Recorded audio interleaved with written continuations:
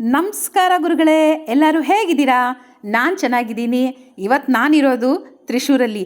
ಏನಪ್ಪ ಇನ್ನೂ ತ್ರಿಶೂರು ಅಂತ ಇದ್ದಾಳೆ ಅಂದ್ಕೊಂಡ್ಬಿಡಿ.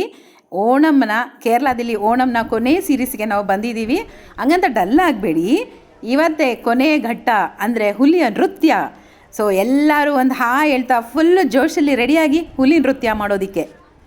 ಈಗ ನಾನಿರೋದು ಸ್ನೇಹತೀರಂ ಬೀಚ್ ಅಂತ ಏನಕ್ಕಪ್ಪ ಇದಕ್ಕೆ ಹೆಸರು ಬಂತು ಅಂದರೆ, ಇದು ನಮ್ಮ 2010 ಬೆಸ್ಟ್ ಡೊಮೆಸ್ಟಿಕ್ ಅಂದರೆ ಕೇರಳ ಟೂರಿಸ್ಟ್ ಅವರು ಬೆಸ್ಟ್ ಡೊಮೆಸ್ಟಿಕ್ ಬೀಚ್ ಅಂತ ಪರಿಗಣಿಸಿದ್ದಾರೆ. ಅಂದರೆ ಇಲ್ಲಿ ಯಾವುದೇ ಥರ ಅನಾಹುತಗಳು ಆಗೋ ಸಾಧ್ಯತೆ ತುಂಬ ಕಮ್ಮಿ ಇರೋದ್ರಿಂದ ಇಲ್ಲಿ ಸಣ್ಣ ಮಕ್ಕಳು ಫ್ಯಾಮಿಲಿ ಇಲ್ಲಿ ಬಂದು ಯಾವುದೇ ಥರ ಒಂದು ಗೇಮ್ಸ್ ಆಟಾಡಿದ್ರು ಏನೂ ಅಂತ ತೊಂದರೆ ಆಗೋದಿಲ್ಲ ಅನ್ನೋ ಕಾರಣಕ್ಕಾಗಿ ಇದನ್ನು ಸ್ನೇಹತೀರಂ ಬೀಚ್ ಅಂತಾರೆ. ಇದರಲ್ಲಿ ಇಂಗ್ಲೀಷಲ್ಲಿ ಲವ್ ಶೋರ್ಸ್ ಅಂತಲೂ ಅಂತಾರೆ.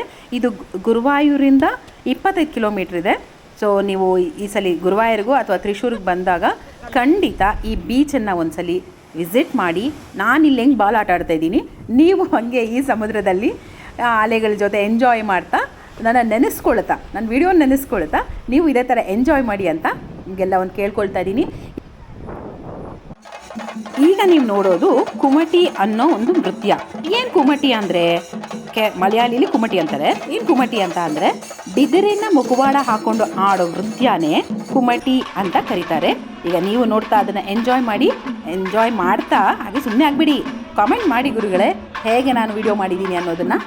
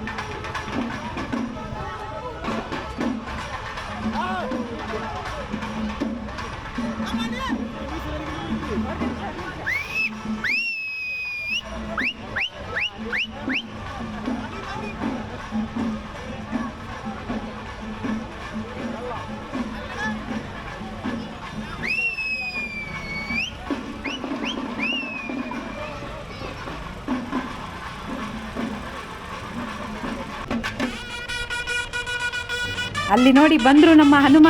ಜೈ ಶ್ರೀರಾಮ್ ಅಂತ ಹೇಳಿ, ಜೈ ಶ್ರೀರಾಮ್ ಅಂತ ಹೇಳಿದ ತಕ್ಷಣ ಅವ್ರಿಗೆ ಏನು ಖುಷಿನೋ.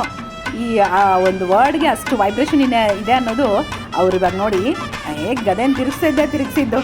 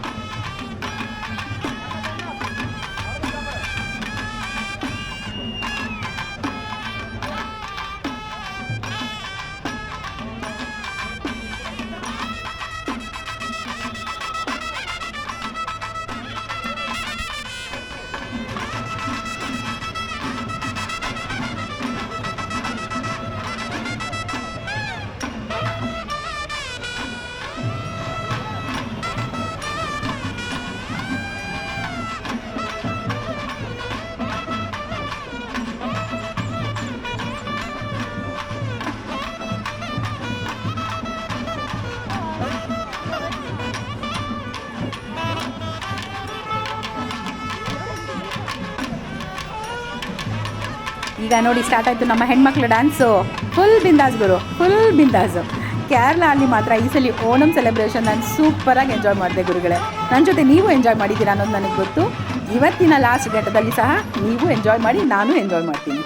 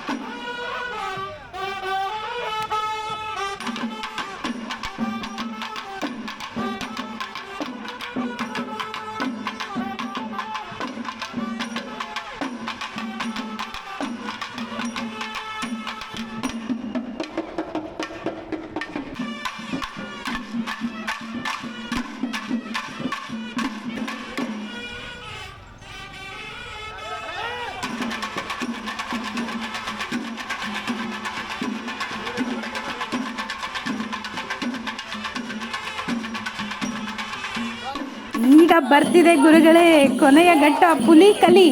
ಹುಲಿಕಲಿ ಅನ್ನೋದು ಕನ್ನಡದಲ್ಲಿ ಹುಲಿಯ ನೃತ್ಯ. ಇದು ಕೇರಳ ರಾಜ್ಯದ ಜಾನಪದದ ಒಂದು ನೃತ್ಯ. ಇದನ್ನು ಓಣಂ ಹಬ್ಬದಲ್ಲಿ ಆಚರಿಸ್ತಾರೆ.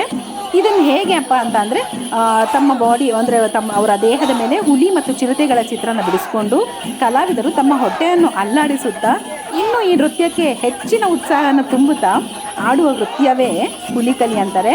ಈ ಹುಲಿಕಲಿ ನಡೆಯುವಾಗ ಚೇಂಗಾಲದಂಥ ವಾದ್ಯಗಳು ಮತ್ತು ಚೆಂಡ ಅನ್ನೋ ಒಂದು ವಾದ್ಯಗಳು ಇದನ್ನೆಲ್ಲ ನೃತ್ಯ ಮಾಡ್ತಾರೆ. ಇದು ನಮ್ಮ ದಕ್ಷಿಣ ಕನ್ನಡದಲ್ಲಿ ಸಹ ನಡೆಯುತ್ತೆ. ಇದನ್ನು ಹುಲಿ ಕುಣಿತ ಅಂತ ಹೇಳ್ತಾರೆ ಗುರುಗಳೇ.